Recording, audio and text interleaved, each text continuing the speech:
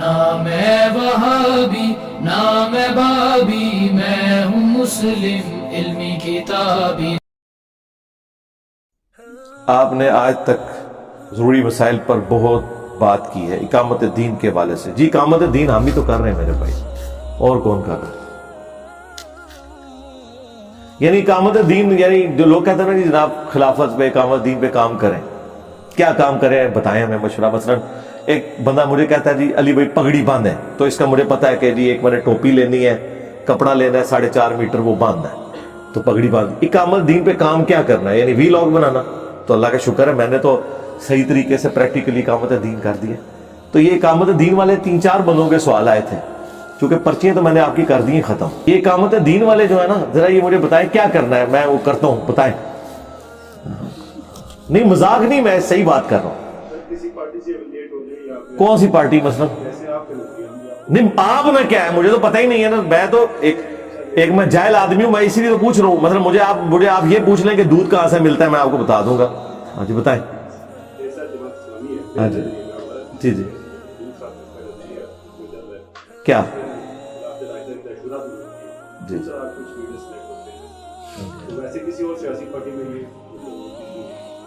تو ہم جماعت اسلامی کو سپورٹ کر رہے ہیں نا جی، یہاں سے کیا کروں؟ پروموٹ میں کرتا ہوں جی، میں نے تو بات کی بھی ادھر۔ باقی اگر آپ کہیں جوائن کرنا تو میرے بھائی جماعت اسلامی تو ایک ہماری جماعتوں میں سے ایک جماعت ہے نا۔ ہمارے ساتھ تو نون لیگ والے بھی اٹیچ ہیں، پی ٹی اے والے بھی اٹیچ ہیں، ہم تو امت لیول کے کام کو دیکھ رہے ہیں نا۔ بارہ جب سیاسی جماعت بنتی ہے تو پھر سیاسی اختلافات آ جاتے ہیں نا۔ دین تو اس سے اوپر اٹھنے کا نام ہے، ٹھیک ہے۔ اور معذرت کے ساتھ منور حسن صاحب سے پہلے جماعت اسلامی نے جو نیگیٹو رول پاکستان کی سیاست میں ادا کیا ہے، ہمیشہ ڈیموکریسی کو ڈی ریل کرنے کے لیے قاضی صاحب دھرنے لے کے وہاں پہنچ جاتے تھے۔ جو کچھ خان صاحب کر رہے ہیں نا، 2014 سے تماشا لگایا ہوا ہے، یہ سارے کام پہلے قاضی صاحب سے لیے جاتے تھے۔ خان صاحب تو اب خلاف ہو گئے نا اسٹیبلشمنٹ کے، جب انہیں اتارا ہے۔ ادروائز خان صاحب نے وہی تماشا لگایا جو قاضی صاحب ہر حکومت میں بے نظیر کی اور نواز شریف کی لگاتے تھے 90s میں۔ اس وقت آپ تو چھوٹے چھوٹے ہوں گے، ہمیں تو ہوش تھی۔ تو جماعت اسلامی نے تو آ کے اب اپنا قبلہ درست کیا ہے، مودودی صاحب والا راستہ تو انہوں نے چھوڑ دیا ہوا۔ تو میں کس طرح کسی جماعت کو اپنے کھاتے میں لے کے اپنی دنیا بھی برباد کروں، آخرت بھی برباد کر بیٹھوں، اور آپ لوگوں کی بھی برباد کر دوں؟ کس طرح میں کس کو آن کروں؟ آپ نے خود بات کی نا سٹارٹ سے، تو سٹارٹ نبی علیہ السلام نے جو لیا کافروں سے لیا، اور آپ علیہ السلام نے پہلے مکی دور میں دعوت توحید دی، انہیں پکا مسلمان بنایا، ایسے ہی ہے نا۔ ہم تو اسٹیج پہ پہنچے ہی نہیں نا ابھی۔ یہاں کہاں مسلمان ہیں جنہیں میں ایک جماعت کے اندر شامل کروں؟ مسلمان تو ہے ہی کوئی نہیں ہے۔ اسلام کی روح سے جو نماز نہیں پڑھتا وہ مسلمان ہی نہیں ہے، تو اسے پھر اقامت دین کی دعوت دی جائے گی یا نماز پڑھنے کی دعوت دی جائے گی؟ اسلام کی روح سے قبر سے مانگنے والا پاکستان کے شناختی کارڈ میں مسلمان ہے، کلمہ کو مشرک ہے، اسے توحید کی دعوت دی جائے گی یا اقامت دین کی؟ ہاں جی جی جی جی جی جی جی کیا کریں؟ ہاں مجھے بہتر پتہ ہے نا، تو میں وہ کر رہا ہوں نا۔ ہاں بس ٹھیک ہے، ہاں بس اچھی بات ہے، اچھی بات۔ مجھے بہتر پتہ ہے نا، میں وہی کر رہا ہوں۔ میں یہ کر رہا ہوں کہ 22 کروڑ کی عوام میں ہم آٹے میں نمک بھی نہیں ہے۔ 22 کروڑ کی عوام میں ہم آٹے میں نمک بھی نہیں ہے میرے بھائی۔ یہ ملک ہمارا ملک نہیں ہے، یہ بریلویوں کا ملک ہے۔ ہاں سیدھی سی بات ہے۔ اچھا، جن لوگوں کی آپ مثالیں دے رہے ہیں انہوں نے پریکٹیکلی کیا چینج دنیا میں لا کے دکھائی ہے؟ یعنی مجھ سے پہلے آپ کہتے ہیں نا بڑے بڑے چیمپئن خلافت کے آئے ہیں نا، ان کی آؤٹ پٹ مجھے ذرا بتائیں۔ میں تو اپنی آؤٹ پٹ آپ کو بتا رہا ہوں، ان کی ذرا آؤٹ پٹ مجھے بتائیں، کیا آؤٹ پٹ ہے؟ آؤٹ پٹ بتائیں۔ ہاں نہیں دی، اچھا اس بھائی ادھر رک جائیں۔ جب انہوں نے آؤٹ پٹ نہیں دی نا، اس کا مطلب ہے کہ وہ آؤٹ پٹ نہیں دے سکے، تو اس پیٹرن پہ اب میں نے کام نہیں کر رہا، کیونکہ یہ سائنس میں رول ہے کہ جتنی بار آپ ایک غلط چیز کو ریپیٹ کرتے ہیں ہر دفعہ رزلٹ وہی نکلتا ہے، آپ کو نیا رزلٹ، تو نیا رزلٹ ہم نکال کے بتائیں۔ تو آپ بے فکر رہیں۔ تو آپ چونکہ ڈاکٹر صاحب کی آپ مثال مجھے نہیں دے سکتے، تو پھر اب عقلاً تو میری بات مانی جائے گی نا، تو جو میں کر رہا ہوں نا وہ ٹھیک ہے۔ کیا وہ آئے یار، چھوڑ دو یار خدا، اور یار نہ میری زبان کھلاؤ یار، کیا کر باتیں کرنا، کیا کتابیں پڑھ رہے ہیں، اور آج بھی انجینئر صاحب کے لوگ، جی جی یہ رک جائیں، یہی میں بتانے لگا، ادھر ہی رک جائیں، آج بھی لوگ کتابیں پڑھ رہے ہیں، ٹھیک ہے نا, یہ آپ آؤٹ پٹ یہی بتانا چاہ رہے ہیں نا, قیامت دین تک نہیں نہ ہوئی. اب رک جاؤ نا, کتابیں پڑھ رہے ہیں نا, ہماری ویڈیوز مودودی صاحب کی کتابیں تو آٹے میں نمک لوگ پڑھتے ہیں, ہماری ویڈیوز بچے بھی دیکھتے ہیں, بڑے بھی دیکھتے ہیں. اگر یہی آؤٹ پٹ ہے نا قیامت دین, تو میں تو کر دی تھی قیامت دین کہ مودودی صاحب کی کتابیں لوگ پڑھ رہے ہیں, میری لوگ ویڈیوز دیکھ رہے ہیں. میں کہہ رہا ہوں جو پریکٹیکلی آپ وہ بات کہنا چاہ رہے ہیں نا, اس کی طرف جانے کے لیے یا حکومت قائم ہونے کے لیے وہ سارے سرکمسٹانسز اویلیبل, یہ ضروری نہیں کہ ایک زندگی میں ہو جائے. اور دوسری بات مجھے بتائیں, آپ کی اقامت دین تو اسی دن دھری رہے گی جب حضرت حسین کو شہید کر دیا گیا. اتنے مبارک دور میں جب اتنے اہل ایمان موجود تھے تو آؤٹ پٹ تو کوئی نہیں نکلی. ہونا تو چاہیے تھا اس وقت لوگ ان کے ساتھ کھڑے ہوتے, نہیں کھڑے ہوئے نا. تو آج تو زمانہ بہت دور ہے, ہمیں دوبارہ سے ساری محنت کرنے کی ضرورت ہے, اور وہی محنت ہم کر رہے ہیں اللہ کے فضل سے. ٹھیک ہو گیا؟ ہاں انشاءاللہ. بات ٹھیک ہے نا یار. ایران میں اس لیے ہوئی ہے کہ ایران میں فرقہ ایک ہے. مثالیں آپ کیا دیتے ہیں؟ ایران میں ایک فرقہ ہے, ایک فرقہ. پاکستان میں 1000 فرقہ ہے, کسی ایک لیڈر کے اوپر متفق نہیں ہے. ایران کی مثال دینا بالکل غلط ہے, یہی تو سب سے بڑا دھوکہ آپ کو دیا گیا. ایران میں جو امام خمینی تھے نا, وہ ان کے لیے زندہ امام حنیفہ ہیں, کیونکہ شیعہ کے ہاں زندہ امام کی تقلید ہوتی ہے اور کسی ایک بندے کو فالو کرتے ہیں. خمینی صاحب کی پوری زندگی عراق میں گزری ہے, آخری 6 مہینے وہ فرانس چلے گئے تھے. جو حج کے لیے قافلے جاتے تھے ایران سے, وہ راستے میں ان کے علماء ان کے پاس رکتے تھے. ان کا پورا مدارس کا ایک سسٹم تھا. فرقہ ایک تھا, فرقہ بھی ایک, امام بھی ایک. تو امام خمینی کی مثال دینا بالکل غلط ہے. یہ تو اسی طریقے سے آپ دودھ کی مثال دے کے اور چونے میں سے آپ ملائی نکالنے کی کوشش کریں. پاکستان میں کوئی ایک نہ فرقہ ہے اور نہ کوئی فرقے کا ایک امام ہے. آپ مجھے پن پوائنٹ کر سکتے ہیں کہ اس فرقے کا یہ امام ہے؟ حنفی ہیں تو 2 بڑے فرقے ہیں, دیوبندی اور بریلوی. ان کے اندر بھی حیاتی مماتی, اور ادھر بھی دعوت اسلامی, منہاج القرآن, سیفی, لادا, ہر ایک کے اپنے اپنے بزرگ ہیں. تو ایسا کوئی سلسلہ پاکستان میں, ایران والی ایک خوبی بھی پاکستان کے اندر موجود نہیں ہے کہ جس کی وجہ سے آپ کو کبھی وہم بھی آ جائے کہ اس طرح کا انقلاب یہاں پہ آ سکتا ہے. ناٹ ایٹ آل, ہے ہی جھوٹ ہے, مثال ہی غلط ہے. ہم دیکھیں سنت اذکار فرض نماز کے بعد کے اور سنت اذکار صبح شام کے, اس میں بھی میری ویڈیوز ہیں. لوگ کہتے ہیں انجینئر صاحب اختلافی موضوعات پہ بولتے ہیں. میں کہتا ہوں جی اسلام پہ کون سا ایسا موضوع ہے جو ایک عام بندے کی ضرورت ہے اور میں نے اس کے اوپر ویڈیوز نہ ریکارڈ کروائی ہوں. اب ہم یہ پوچھیں گے کہ ہمارے علاوہ جن لوگوں کو آپ کہہ رہے ہیں کہ یہ دین کی تبلیغ کر رہے ہیں, چلے میں نام بھی لے دیتا ہوں, مولانا طارق جمیل صاحب یا ثاقب رضا مصطفی صاحب یا مولانا الیاس قادری صاحب, ان کی کوئی ویڈیو مجھے دکھائیں نا کہ فرض نماز کے بعد یہ سنت اذکار ہے, صبح شام کی یہ سنت دعائیں ہیں, کوئی ایک ویڈیو. تو یہ کیا کرتے رہے؟ ہمیں تو لوگ کہتے ہیں اختلافی موضوعات پہ بولتا ہے, میں تو ہر موضوع کے اوپر بولتا ہوں. البتہ چونکہ اختلافی موضوع ایک ایسا سینسٹیو ٹاپک ہے کہ جس کی دم پہ پاؤں آتا ہے نا, اس کے لیے بھی وہ تکلیف دہ ہے, اور جس نے دوسروں کی دمیں پاؤں کے نیچے دینی ہوتی ہے نا, اس کے لیے بھی بڑا انٹرسٹ والا ہے. تو جن کو تکلیف ہوتی ہے وہ بھی اس کو اٹھاتے ہیں, اور جنہوں نے تکلیف دینے کے لیے یوز کرنا ہوتا ہے نا, وہ بھی اسے استعمال کرتے ہیں. تو دونوں پارٹیاں چونکہ اختلافی موضوعات کو یوز کرتی ہیں, اس لیے لوگ بات کرتے ہیں. ورنہ کیا ثاقب رضا مصطفی صاحب نے, مولانا طارق جمیل صاحب نے قرآن کی کوئی تفسیر ریکارڈ کروائی ہے قرآن اور احادیث کی روشنی میں؟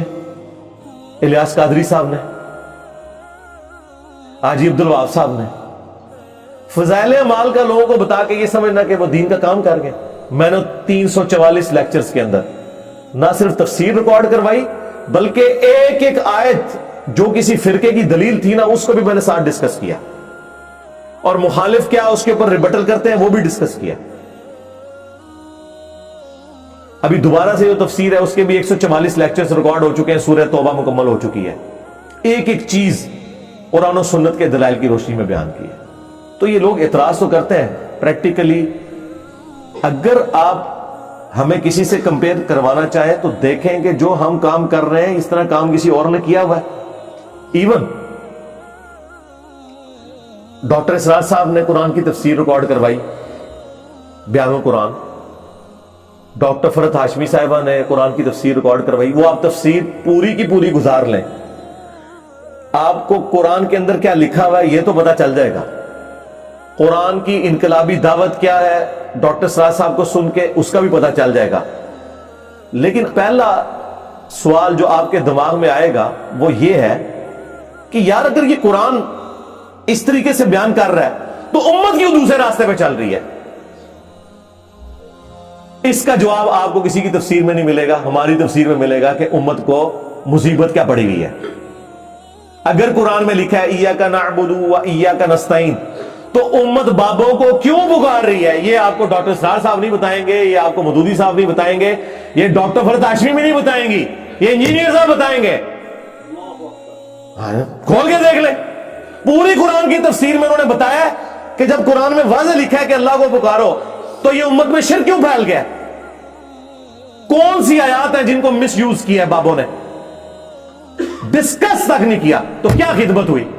उम्मत तफसीर पढ़ने से पहले भी मुशरिक, बाद में मुशरिक, पहले तो पढ़ेगी नहीं। लेकिन मेरा एक क्लिप बंदे दिमाग जो वड़ के ना वो सारी गंदगी काट के बाहर छोड़ दे। आप पूरी इनकी तफसीरें गुजार दें।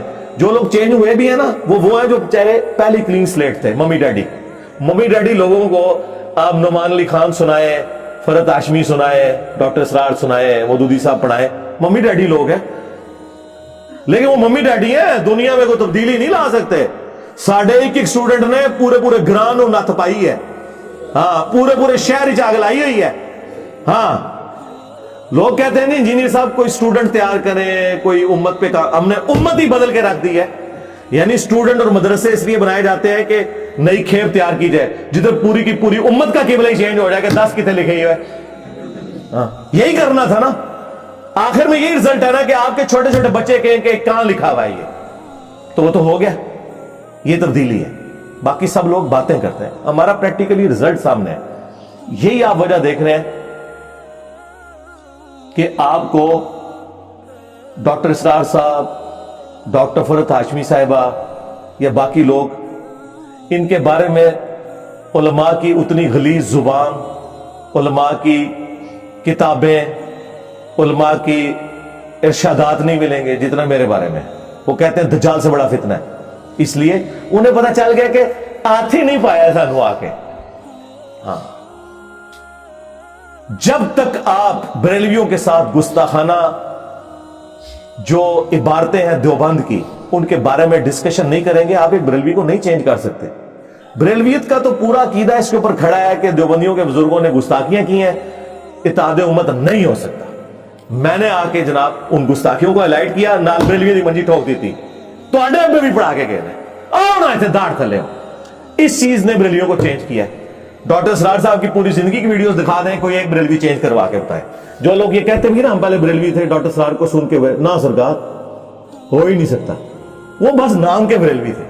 कोई कट्टर हो जिसे अपने फिरके के दलाइल पता हो, वो आज भी मैं आपको दावे से कहता हूं, ये बाद में बहुत बड़ी करने लगा हूं, आज भी जो कट्टर बरेलवी है उनके सामने ना डॉक्टर इसरार साहब बैठ सकते हैं इल्मी दलाइल में, ना डॉक्टर फरहत हाशमी बैठ सकती हैं।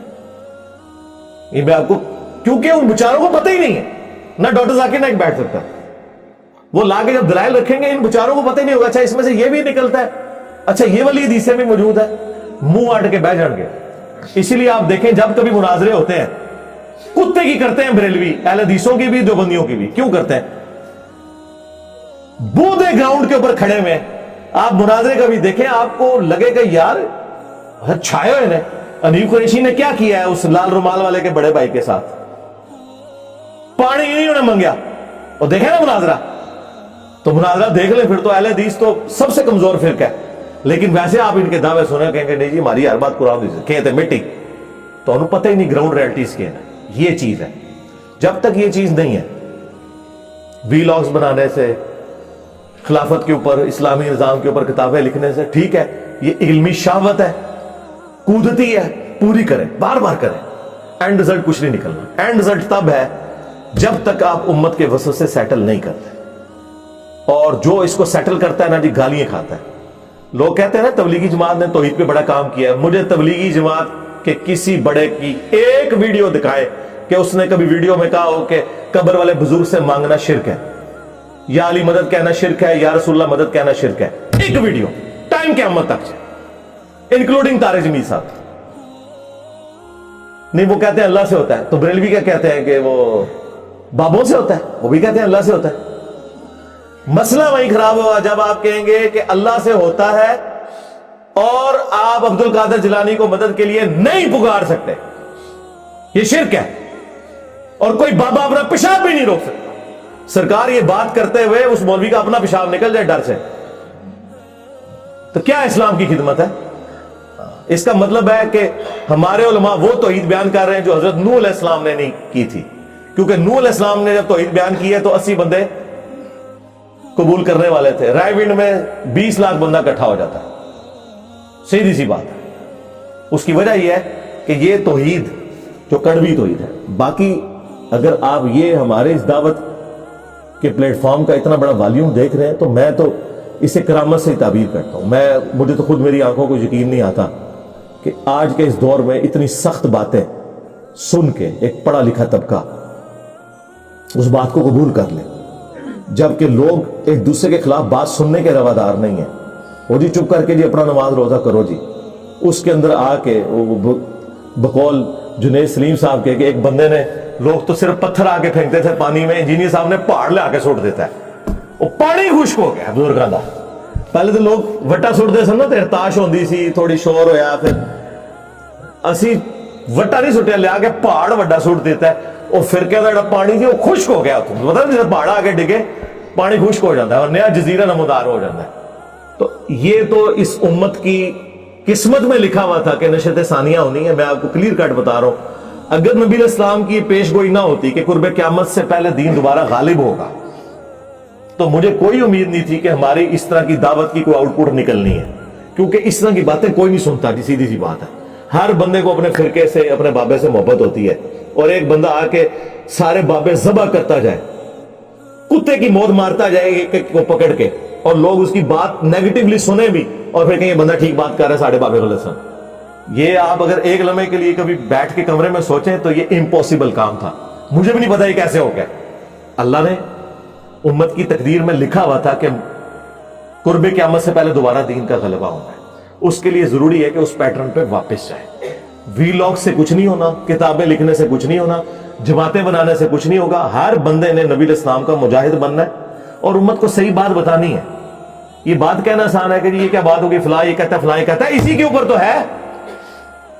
جاؤ ڈاکٹر اسرار کی جماعت کا, مودودی کی جماعت کا کوئی بندہ مجھے بریلیوں کی مسجد میں ایک جملہ بول کے بتائے, تو پھر تم کیا تبدیلی لے کے آؤ گے؟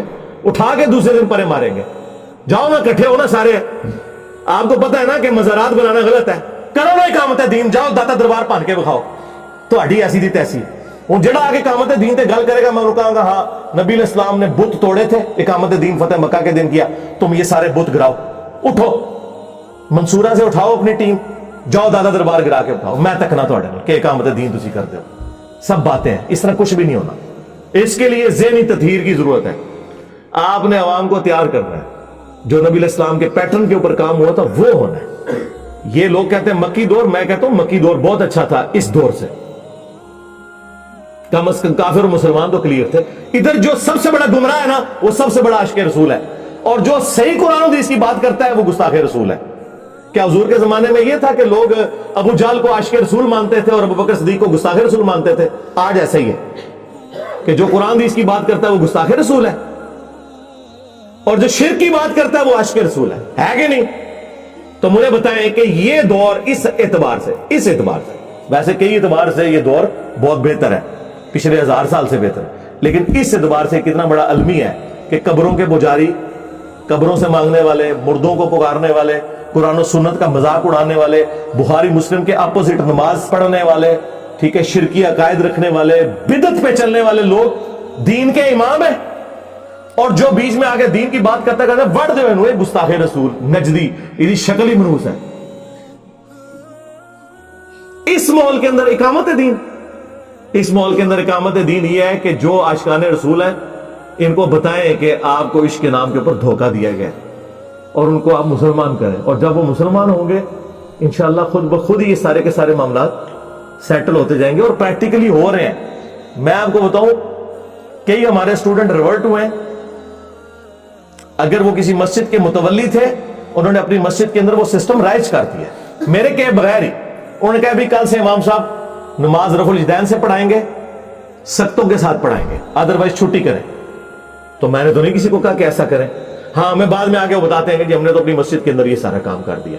یہ ہے تبدیلی. یہ کوئی کروا کے بتائے. اس طرح ممی ڈیڈی قسم کی جو وی لاگز، ممی ڈیڈی قسم کی تنظیمیں، ممی ڈیڈی قسم کی گفتگو کرنا، یہ گفتگو کرنے سے اگر اقامت دین ہوتی ہے نا تو گفتگو کرنے والے آئے دنیا سے چلے گئے، دنیا ادھر کی ادھر ہی کھڑی ہے.